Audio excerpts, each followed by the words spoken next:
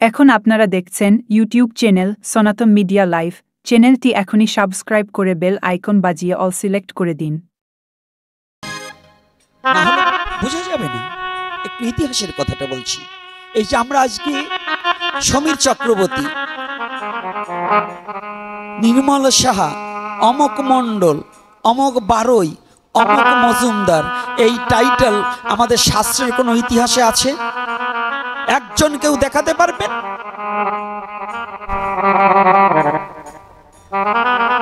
একজন যদি দাঁড়িয়ে দেখাতে পারেন যে অমক জায়গার অমক গ্রন্থের, প্রামাণিক গ্রন্থের টাইটেলের সম্বন্ধে কোনো কথা আছে, আমি চ্যালেঞ্জ করছি, আমার মাথা আছে চাল কাতরা মাখিয়ে ছেড়ে দেবেন। চক্রবর্তী, গঙ্গোপাধ্যায়, বঙ্গোপাধ্যায়, চ্যাটার্জি, ব্যানার্জি, কাঞ্জিলাল, এ সমস্ত কিচ্ছু আগে ছিল না। তাহলে এই যে ব্যাসদেবের নামের পিছনে আছে দাদা, মণ্ডল আগে ছিল, বারৈ আগে ছিল, একজন ব্যক্তি বলতে পারবেন ছিল?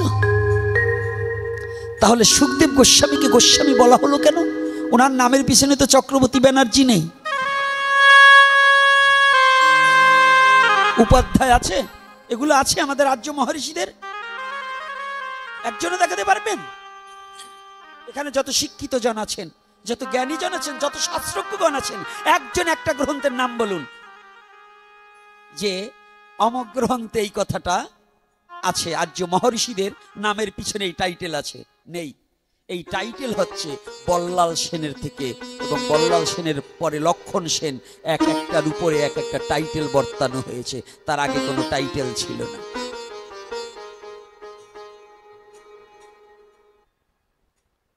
তাহলে গোস্বামীটা আগেও ছিল, এখনো আছে। গোস্বামীকে বাবার নামের পিছনে গোস্বামী দেয়নি, কিন্তু ছেলের নামের পিছনে গোস্বামী দিলেন।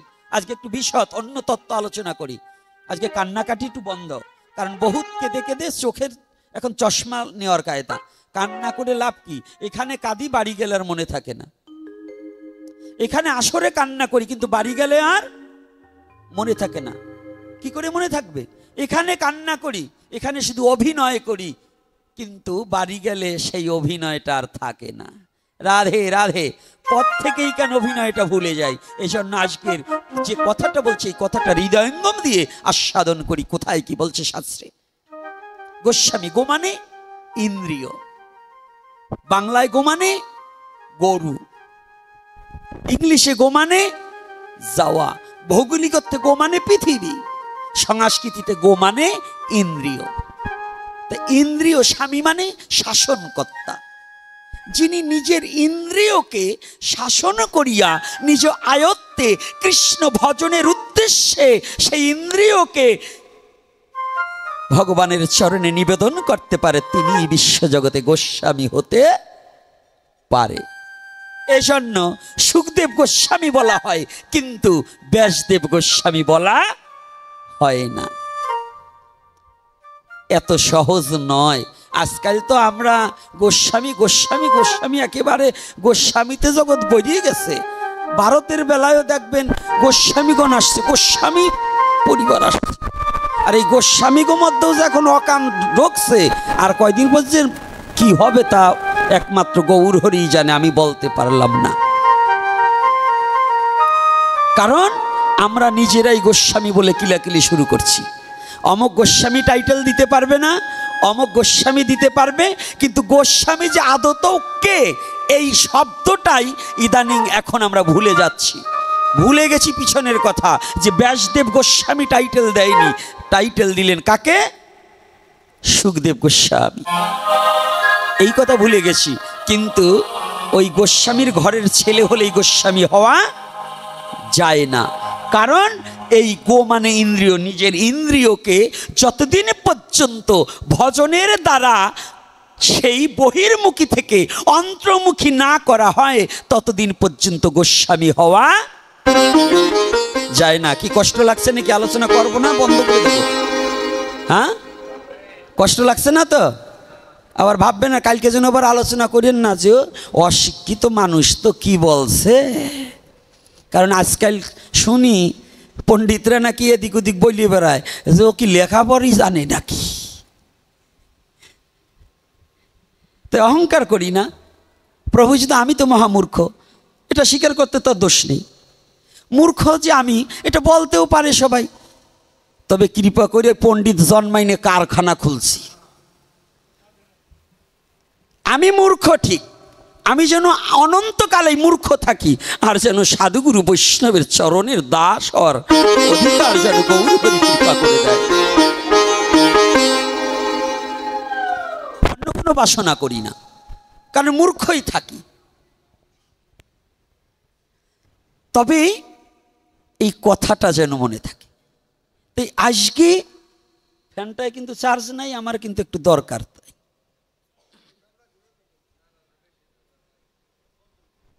এইটা একটু চার্জের দরকার ছিল। তাহলে এখানে আমরা বুঝতে পারছি কি, আমাদের যে যে টাইটেলগুলো, এই টাইটেলগুলো কি মানুষের রচিত না ভগবানের রচিত? টাইটেল কার রচিত? সত্য না মিথ্যা? এই কথা বললে আমি ভাগবতের বাইরা কথা বলি, এইটাই বলবেন আপনারা। আমি কি ভাগবতের বাইরা বলছি এখন? না হলে আমার সিদ্ধান্তবাদ দিয়ে যাবে। যারা এই কথা বলবে তারা আমার সিদ্ধান্তবাদ দিয়ে যাবে। কেন ব্যাসদেবের নামে গোস্বামী নাই, সুখদেবের নামে গোস্বামী? কেন পৌলস্ত্য মুনি হইতে এই পর্যন্ত চক্রবর্তী চ্যাটার্জি ব্যানার্জি নাই? খাও কিন্তু সনাতনী টাইটেল, শিকদার সনাতনী টাইটেল। সাহাদের মধ্যেও শিকদার আছে, আছে না? নমসূতের মধ্যেও শিকদার আছে, আবার কাপালিগের মধ্যেও শিকদার আছে। তো এই যে এই টাইটেলগুলো, এগুলো কিন্তু একটাও ভগবানের দেওয়ান টাইটেল নয়, এগুলো আমাদের নিজেদের ব্যক্তিগত টাইটেল শুরু হয়েছে। তো তখন কি যে কথাটা বলছি কে কাকস্য পরিবেদনা। তাহলে এ জগতে কেউ কারো না। মা বাচ্চা দুটোকে দু জায়গায় রেখে একটু ঠান্ডা করো বাবা। তাহলে কেউ যদি কারো না হয়, আজকে আমরা যে হিংসার কবলে পড়ে নিমজ্জিত হচ্ছি। আজকে আমার বাবা কাঞ্চন সাহা মহাশয় চমৎকার একটা কথা বলছে। বাবা একটু দামোদর সম্বন্ধে কথা বলেন।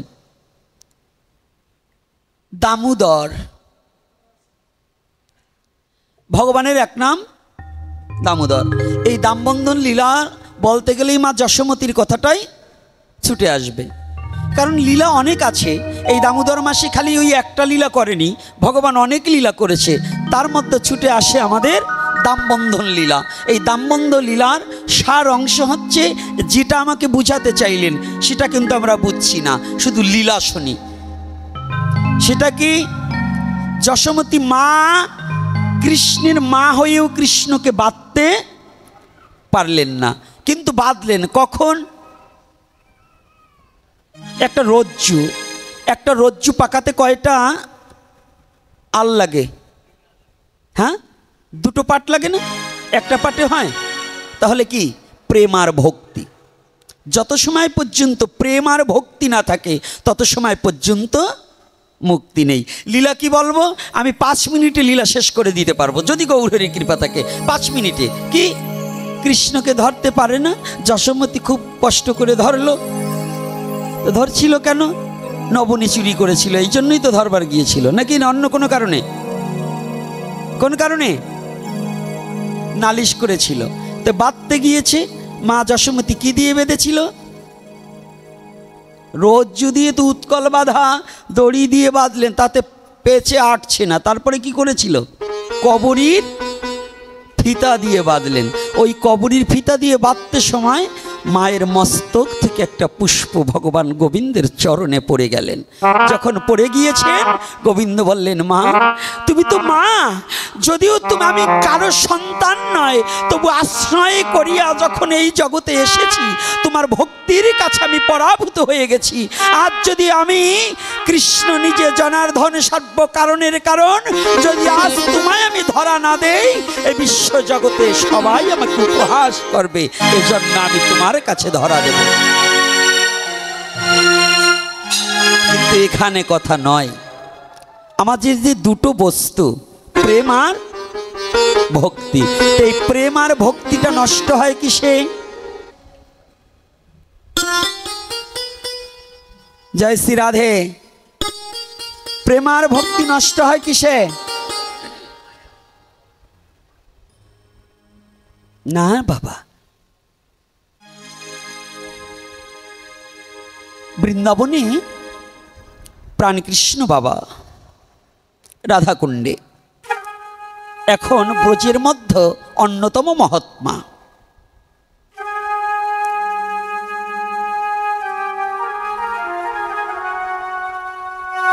প্রাণকৃষ্ণ বাবা আর বর্ষনাতে আছেন।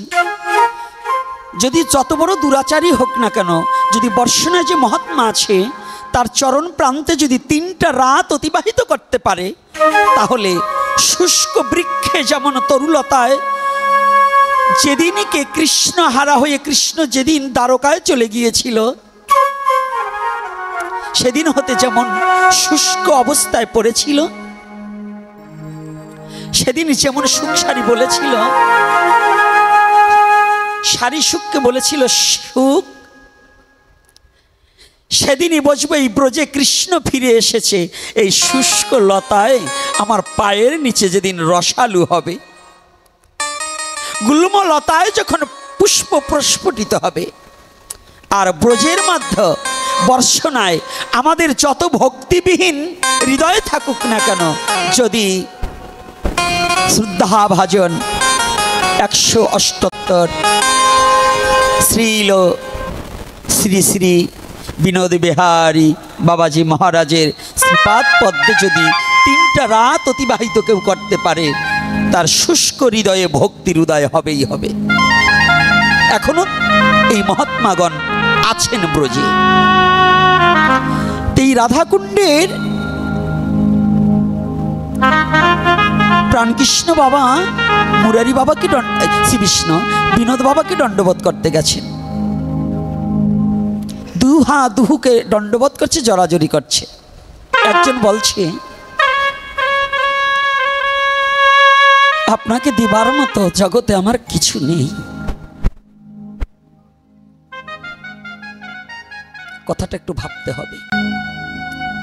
সর্বস্ব ত্যাগী ব্যক্তি যে রাধা বিনি আর কিছু জানে না, যে চলতে পারে না তবু পরিক্রমা ছাড়ে না, প্রতি দ্বারে দ্বারে প্রতিদিন হরিনাম দিচ্ছে, দণ্ডবোধ করে বলছে জগতে আমার কিছু নেই যে আমি আপনার চরণে কিছু দেব। বিনোদ বাবা বলছে, হ্যাঁ আপনার তো কিছু নেই, আপনি তো পরম ভাগ্যবান, জগতে আপনার কিচ্ছু নেই। আর জানুন আমার সব কিছু আছে, আপনি একটু কৃপা করুন, আমার যে সব হৃদয় পরিপূর্ণ, আমার কাম ক্রোধ লোভ লালসা মোহ মদ মাৎসর্য এই সর্বরূপুর সমস্ত তাড়নাই আমার হৃদয়ে মাঝে পরিপূর্ণ রূপে আছে, আপনি কৃপা করুন। আপনি যেমন ভাবে সব পরিত্যাগ করেছেন, আমার যেন সেইটা পরিত্যাগ হয়ে যায়। কথাটা বুঝবেন। এই কথাটাকে টেনে ধরে আরেকজন মহাত্মা বলেছিলেন, বৈষ্ণবগণ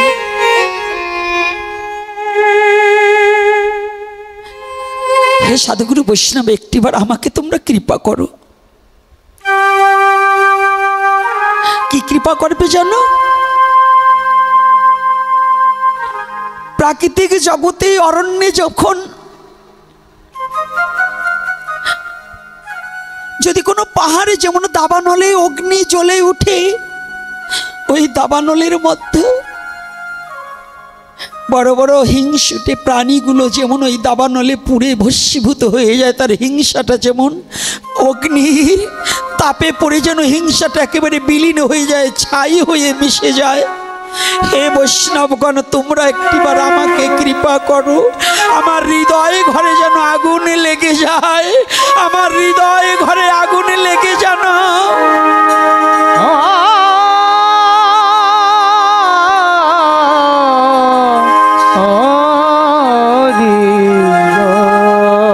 আমাকে এমন আগুন লাগিয়ে দাও, কৃপার আগুন লাগিয়ে দাও, যেন আমার হৃদয়ে মাঝে হিংসা নামক ক্রোধ নামক যে বাঘ সিংহটা বসবাস করছে না,